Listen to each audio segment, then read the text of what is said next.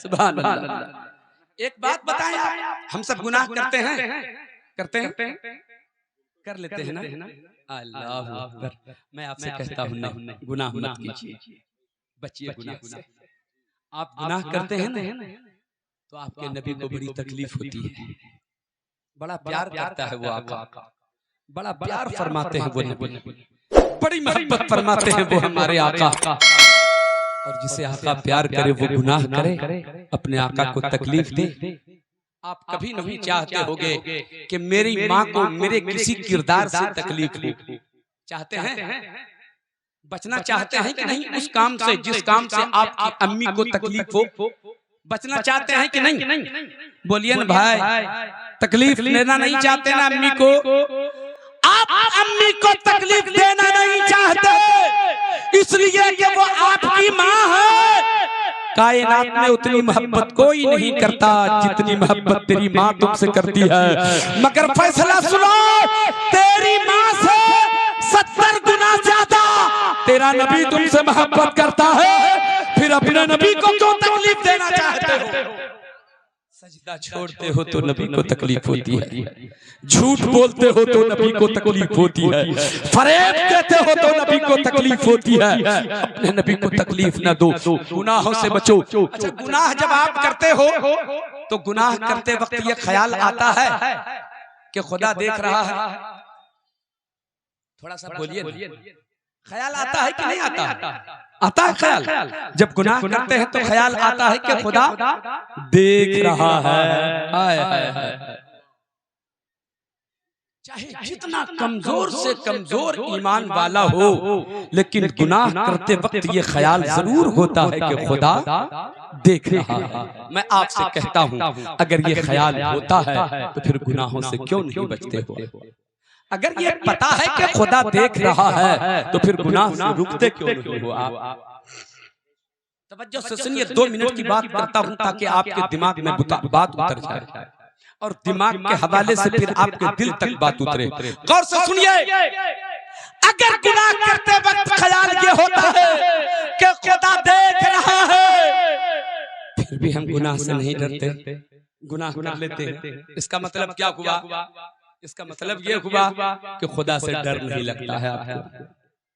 जब ये पता है कि खुदा देख रहा है फिर भी गुनाह कर लेते हैं तो क्या पता चला?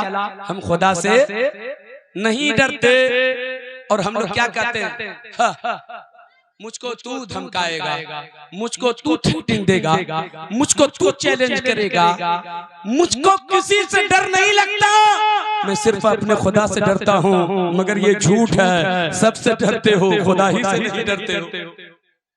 अगर खुदा से डरते तो फिर गुनाह करते वक्त गुनाहों से रुक जाते कि मेरा खुदा देख रहा है, मेरा खुदा बोलिए बोलिए देख रहा है। स्टेशन आप जाते हैं, बड़े बड़े स्टेशन पे जाते होंगे, देखते होंगे वहां लिखा हुआ रहता है खबरदार आप कैमरे की नजर में है, आप कैमरे की नजर में हैं। बड़े महकमे में जाइए, वहां भी होता है लिखा हुआ आप कैमरे की नजर में हैं। आप जाइए पुलिस स्टेशन, वहां लगा हुआ है कैमरा, आपको लिखा हुआ वहां मिलेगा आप कैमरे की नजर में हैं। बड़ी दुकान पे जाइए, वहां भी लिखा हुआ रहता है आप कैमरे की नजर में हैं। आप दुकान के पास गए, दुकानदार से कहा फला सामान दीजिए, काउंटर से वो हटा गया अंदर आपका सामान लाने के लिए। आपने सोचा वो तो अंदर गया है, कोई सामान काउंटर के ऊपर से उठा के अपने झोले में रख लूं। फौरन ख्याल आया नहीं नहीं नहीं नहीं, कैमरे की नजर में हो, कैमरे की नजर में हो, कैमरा देख रहा है। आपने सामान उठाना छोड़ दिया, स्टेशन पहुंचे, ख्याल आया अगर रूल के खिलाफ कोई काम किया तो फिर मुझे फाइन किया जाएगा या पुलिस आएगी पकड़ के ले जाएगी, जेल में डाल देगा। कैमरे से डर लग रहा है। आप महकमे में जाते हैं, वहां कैमरे से डर लग रहा है। दुकान पे जा रहे हैं, कैमरे से वहां डर लग रहा है। स्टेशन पे जा रहे हैं, कैमरे से वहां डर लग रहा है। इसलिए क्या आपको पता है कि हम कैमरे की नजर में हैं, कैमरा देख रहा है। मेरे दोस्तों, गलती करने से रुकते हो स्टेशन में, गलती करने से रुकते हो पुलिस स्टेशन में, गलती करने से रुकते हो आप दुकान पे, इसलिए कि कैमरे से आपको डर लगता है। कैसे बंदे हो खुदा के, कैमरे से डर लगता है। और जो खुदा पूरी कायनात को देख रहा है, उस खुदा से तुम्हें डर नहीं लगता, उस खुदा से तुझे डर नहीं लगता। जिस तरह स्टेशन में गलती करने से रुकते हो, अपने तारीख कमरे में, बंद कमरे में क्यों नहीं गुनाहों से रुकते हो कि खुदा देख रहा है। रुकना चाहिए कि नहीं? गुनाह से बचना चाहिए कि नहीं? अभी जो बैठे हो बोलो, क्या आपका ईमान है कि नहीं कि खुदा देख रहा है? ये हमेशा आपका अकीदा और ईमान होना चाहिए कि खुदा देख रहा है। जिंदगी का एक एक पल जो गुजारे आप अल्लाह की रजा के लिए। हजरात, बड़ी आसानी से जन्नत नहीं मिलती है, बड़ी मुश्किलों के बाद आप गौसे आजम की करामत सिर्फ सुन के जाना चाहते हो। गौसे आजम के नाम की महफिल सजाई गई है। मैं मुबारकबाद पेश करता हूँ उन लोगों को जिन लोगों ने इतनी बड़ी कॉन्फ्रेंस का इनेकाद किया है गौसे पाक के नाम पे। मैं जलसा सजाने वाले नौजवानों को भी मुबारकबाद पेश करता हूँ। हजरात, मैं आपसे कहता हूँ पूरी रात जलसा ना सुना करो, 2 घंटे का जलसा किया करो, मगर एक बात इस्लाम की लेके जाया करो और उसे गिरफ्तार लिया करो। आज के बाद हम ये गलती नहीं करेंगे। हम खुदा की रजा चाहते हैं, हम अल्लाह के हबीब की रजा चाहते हैं। बेशक, सुभान अल्लाह, सुभान अल्लाह। पूरी रात जलसा हो जाए, गुनहगार बन के आए थे जलसे में और गुनहगार होके ही लौटे तो जलसे से क्या फायदा? बेनमाजी होके आए थे जलसे में, बेनमाजी ही बन के गए तो जलसे से फायदा क्या? जलसे का मकसद ये होता है कि बेनमाजी को नमाजी बनाया जाए, गुनहगार को नेकोकार बनाया जाए, जो रास्ता भटक गया हो उसे रास्ता दिखाया जाए। यही ना मकसद होता है। तवज्जो है आपकी? तकरीर खत्म कर देता हूँ। हाँ, सुनेंगे आप? कितने लोग सुनेंगे? हाथ उठा के बताएं। हजरात, बड़ी मुश्किलों से जन्नत मिलती है। मैं वो मौलवी नहीं हूँ जो बात बात पे आपको खुश कर दूं कि आप जन्नती हैं, ये कर लो जन्नती हैं। मचल से सुभान अल्लाह कहो जन्नत चले जाओगे, मसल के अल्हम्दुलिल्लाह, मचल के सुभान अल्लाह, मचल के अल्हम्दुलिल्लाह, मचल के नारे तकबीर, जन्नत चले जाओगे। सिर्फ नारा लगाने से जन्नत नहीं मिलती है, सिर्फ एक बार सुभान अल्लाह कहने से जन्नत नहीं मिलती है। हजरात, जन्नत तो खुदा के फजलो करम पे मौकूफ है, मगर किरदार हमारा अच्छा होना चाहिए ताकि खुदा की रहमत झूम के बरसे, खुदा का फजल झूम के हम पे बरसे। मेरे दोस्तों और बुजुर्गों, मेहनतें की जाती हैं, नर्म कदों पे सोए सोए रब नहीं मिलता, सजदे में रब मिलता। टूटी चटाई पे रब को तलाश करो, वहां मजा मिलेगा। टूटी हुई चटाई पे सजदे के आदी हो जाओ, देखना सजदे में कितना कैफ हासिल होता है। सुनिए, गौर से सुनिए, मेहनतें करो, मशक्कतें करो, गद्दा छोड़ो, थोड़ा गद्दा से उठ के रात की तारीकी में नीचे उतरो, एक चटाई बिछाओ, वजू करो, नफल पढ़ो, फिर दुआएं मांगो। थोड़ी देर दुआ करते करते तेरी आंखों में आंसू निकल आएंगे, फिर तुम महसूस करोगे इस वक्त मुझे तो कोई नहीं देख रहा है, मेरा खुदा देख रहा है, मैं अपने रब से बातें कर रहा हूँ। और जब इस बात का तुझे एहसास हो जाएगा कि मैं अपने रब से बातें कर रहा हूँ, जब इतना ईमान और अकीदा तेरा यकीन तुझको हो जाएगा कि मैं अपने रब से बातें कर रहा हूँ, तो फिर तुम ये महसूस करोगे कि कायनात की सारी नेमतें सिमट के मेरे दामन में आ गई है, मेरे दामन में आ गई है। मेरे दोस्तों, चटाई का मजा ही कुछ और है, मुसल्ले का मजा ही कुछ और है। नर्म गद्दे पे रब नहीं मिलता, रब की रजा चाहते हो तो टूटी चटाई पे जरा लेट के देखो, जैसे मुस्तफा लेटा करते थे, जैसे मेरे आका सोया करते। आसिफ भाई, कुछ कहना है क्या? सुभान अल्लाह, सुभान अल्लाह, सुभान अल्लाह। सुने, इब्राहिम बिन अदहम, तब जो है सुन रहे हैं? एक बार और जरा सा हाथ उठा के बताइए कितने लोग सुन रहे हैं? सुभान, मैं आपको तंग तो नहीं कर रहा हूँ, नहीं ना? सुभान, मुझको ये एहसास आप दिलाइएगा तब ना कि हाँ हम लोग सुन रहे हैं आपको। इब्राहिम बिन अदहम, अपनी जिंदगी को संवारिए। जलसे का मकसद ये है, संवारिए। हमारे यहाँ 10,000, 15,000, 5,000 का गद्दा होता है कि नहीं होता? हमारे पलंग पे, हमारे यहाँ दीवान पे 10,000, 12,000, 15,000 का गद्दा होता। लेकिन अगर कोई वक्त का बादशाह हो, शहनशाह हो, तो कितने का गद्दा उसका होता होगा? आपको इजाजत है, बोलिए आप, कितने का होता होगा? अगर हम जैसे गरीब लोगों का गद्दा 5,000, 10,000 का हो सकता है, तो बादशाह का गद्दा? डरते क्यों है भाई? बोलिए ना, बोलिए। हाँ लाखों का हो सकता है, 50,000 का हो सकता है, मगर वाह रे बादशाह, इतना महंगा गद्दा, इतना नर्म गद्दा, इतना सुकून देने वाला गद्दा, और उसके बावजूद इब्राहिम बिन अदहम वक्त का बादशाह, बलख का बादशाह, मगर कुर्बे इलाही की तड़प, अल्लाह से मोहब्बत के चिराग की लौ थोड़ी तेज हो जली थी, बस गद्दे पे सोए थे। कैसे सोते थे? एक तो गद्दा बड़ा खूबसूरत होता, गद्दा बड़ा नर्म नाजुक होता, गद्दा बड़ा कीमती होता, बादशाह था ना, मगर उसके बावजूद बादशाह की ख्वाहिश ये होती थी, हर रोज का मामूल था 100 केजी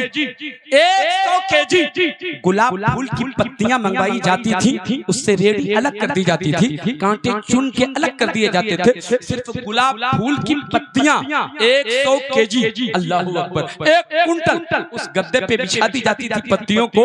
उसके बाद वो खातून बाहर जाती थी, औरत उसके लिए मुकर्रर की गई थी, एक खातून, एक खादिमा, एक कनीज थी जो इस काम को किया करती थी। 100 केजी फूल की पत्तियां उस पे बिछाती थी और उसके बाद जाकर बाहर बादशाह से कहती थी, आपका गद्दा तैयार हो चुका है, आपका बिस्तर तैयार हो चुका है। तब बादशाह अंदर आता और अपने गद्दे पे सोता था। हर रोज का यही मामूल था, उस औरत की यही ड्यूटी थी, हर रोज फूल की गद्दियों पे फूल की पत्तियों को गद्दे पे लगा देना। अल्लाहु अकबर। मेरे दोस्तों और बुजुर्गों, एक रोज उस औरत को ख्याल ये हुआ, वो न जाने कितने सालों से फूल की पत्तियां उसके गद्दे पे बिछाती थी, उसकी ड्यूटी यही थी, उसी की तनख्वाह वो कायम करती थी। आज क्या हुआ? ख्याल ये आया कि बादशाह हर रोज फूल बिछा के सोता है, फूल की पत्तियों पे सोता है, एक तो गद्दा इतना कीमती, उस पर वो फूल की पत्तियां बिछवाता है, कैसा लगता होगा सोने में? औरत का ख्याल बदला, उसने सोचा जरा सा मैं सो के देखती हूँ, तो लेट के जरा देख लेती हूँ कि बादशाह को सोने में कैसा लगता होगा। बस उस खातून का ये ख्याल आना था, गद्दे पे लेट जाती है वो औरत, गद्दे पे लेट जाती है वो नौकरानी, वो खादिमा उस गद्दे पे लेट जाती है। जैसे ही लेटी, कमरा तो खुशबू से मुअत्तर था ही, हर तरफ खुशबू फैली हुई थी, और गुलाब की पत्तियों की जब नमी का एहसास हुआ, फौरन उसे आंख लग गई, फौरन उसे आंख लग गई, नींद आ गई, नींद आ गई तो फिर आ गई। अब बादशाह जो 1 घंटा या आधा घंटा इंतजार करता, फिर नौकरानी बाहर जाती, फिर उनसे कहती कि जाइए बिस्तर आपका तैयार है, मगर आज देर हो गई, नौकरानी बाहर निकल नहीं रही है, वो औरत बाहर आ नहीं रही है, वो कनीज बाहर आ नहीं रही है, वो खादिमा बाहर निकल नहीं रही है। बादशाह को ख्याल आया, आज हुआ क्या है? क्या अब तक बिस्तर पे फूल नहीं बिछे हैं? आज हुआ क्या है? इतनी देर कैसे हो गई? इंतजार करते करते जब इंतजार की घड़ी खत्म हो गई, बादशाह खुद अंदर आता है। अंदर आया तो देखता क्या है, जिस गद्दे पे फूल बिछे हुए हैं, जिस गद्दे पे मैं सोया करता था, वो नौकरानी इस पर सोई हुई है। बादशाह ने कोड़ा उठाया और मारना शुरू किया।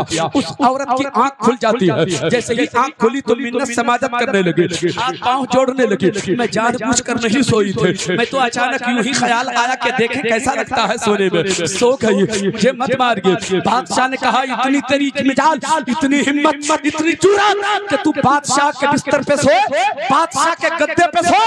अपने अहलकारों को बुलाया, अपने सिपाहियों को बुलाया, हर एक के हाथ में कोड़े दिए जाते हैं। बादशाह ने हुक्म दिया, ए सवारों सुनो, ए लोगों सुनो, ए वजीरों सुनो, इस औरत के जिस्म पे इतने कोड़े मारो, इतने कोड़े मारो कि जिस्म से सारी चमड़ी उतर कर नीचे उतर जाए। इतने जिस्म पे कोड़े लगाओ कि सारी चमड़ी उतर के नीचे आ जाए। अब सिपाहियों ने कोड़े मारना शुरू किया। औरत चीख रही है, कोड़े लग रखे हैं, औरत रो रही है, कोड़े लग रखे हैं, फरियाद कर रही है, कोड़े लग रखे हैं, फरियाद कर रही है, कोड़े लग रहे हैं, दर्द हो रहा है। मगर बादशाह सारा मंजर देखता रहा, उसे तरस ना आया, उसे कोई मलाल ना आया। मार खाती चली जा रही है, कोड़े की बरसात हो रही है, खून निकलता चला जा रहा है, वो चीखती चिल्लाती चली जा रही है। मगर इसी दरमियान कोड़े लगते लगते अचानक वो औरत मुस्कुरा देती है, अचानक वो औरत हंस पड़ती है। बादशाह ने फौरन सिपाहियों को रोका, जरा ठहरो, जरा ठहरो। क्या हुआ? सब रुक गए, किनारे हो जाओ। बादशाह करीब हुआ, ओ औरत सच बताना, तू हंसी क्यों, तू हंसी क्यों, तू मुस्कुराई क्यों? अभी तो रो रही थी। कहा क्या करूं, कोड़े लग रहे तो रो रही थी, कोड़े लग रहे थे दर्द हो रहा था, कोड़े लग रहे थे तो चीख रही थी, कोड़े लग रहा था तो फरियाद कर रही थी। कहा मुस्कुराई क्यों? कहा मुस्कुराई इसलिए कि कुछ ख्याल आ गया। मोहब्बत से बोलिए, मुस्कुराई इसलिए कि कुछ ख्याल आ गया। कहा ख्याल क्या आया वो बताओ, ख्याल क्या आया वो बताओ। कहा ख्याल ये आ गया, ख्याल ये आ गया, ख्याल ये आ गया। चीख रही थी, दर्द हो रहा था ना इसलिए चीख रही थी, दर्द हो रहा था तो पुकार रहे थे, कोड़े लग रहे थे तो दर्द हो रहा था, कोड़े लग रहे थे फरियाद कर रहे थे। अचानक ख्याल ये आया और मुस्कुराहट आ गई कि मैं तो नियत करके सोई नहीं थी, कभी तो सोई नहीं थी, आज बेइरादा थोड़ी देर के लिए लेटी, आंख लग गई। एक रोज सोई तो इतने कोड़े पड़ रहे हैं, जो बरसों से इस पे सो रहा है उसको कितने कोड़े लगेंगे, उसको कितने कोड़े। अल्लाहु अकबर, अल्लाहु अकबर। बेशक बेशक, वाह वाह वाह वाह। इतना तो सुना था उस बादशाह ने, फिर बादशाही को ठोकर मार दी और फकीरी इख्तियार की। अल्लाह ने वली बना दिया, अल्लाह ने वली बना दिया। मेरे दोस्तों और बुजुर्गों, नर्म बिस्तर पे खुदा की रज़ा हासिल नहीं होती है, टूटी चटाई पर रब की रज़ा होती है। सुभान अल्लाह, टूटी चटाई पर सुभान अल्लाह, सुभान। मैं आपसे यही कह के आज जाना चाहता हूँ, सुभान अल्लाह। अपनी मर्जी से मत जीना, रब की मर्जी से जीना, जीने में बड़ा मजा आएगा।